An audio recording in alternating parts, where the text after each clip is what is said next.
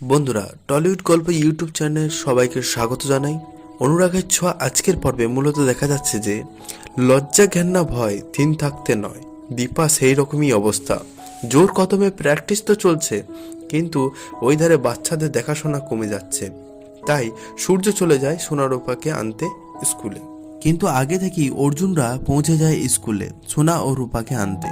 দেরি হচ্ছে দেখে অর্জুন চলে যায় ক্লাসরুমে। গিয়ে দেখে সূর্য দু তিনটে টেডি ও বেলুন নিয়ে সোনাকে আদর করছে। সূর্য রূপাকে কাছে আসার জন্য বলে, কিন্তু রূপা বাবার কাছে আসে না, দূরে দাঁড়িয়ে থাকে। সূর্য অর্জুনকে দেখে বলে, আমি আমার মেয়েদের জন্য সবকিছু করতে পারি। আমি সোনাকে আমার বাড়ি নিয়ে যাচ্ছি। কেউ আমাকে আটকাতে এলে ফল ভালো হবে না। সোনাকে বাড়িতে নিয়ে গিয়ে সবাইকে চমকে দিয়েছে সূর্য। সোনা দাদু জিজ্ঞাসা করে যে, তুমি এখানে এসেছো সেটা কি মা জানে? উত্তরে সোনা না বললে দাদু যায় দীপাকে একটা খবর দিতে। কিন্তু তার আগে অর্জুন চলে যায় দীপার কাছে।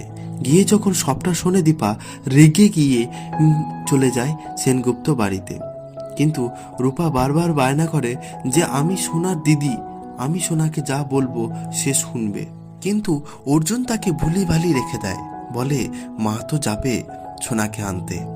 দীপা যখন সেনগুপ্ত বাড়িতে ঢোকে সবাই তখন চুপ, শুধু দীপা বলছে আর সেনগুপ্ত বাড়ির সবাই এক ধারে দাঁড়িয়ে শুনছে।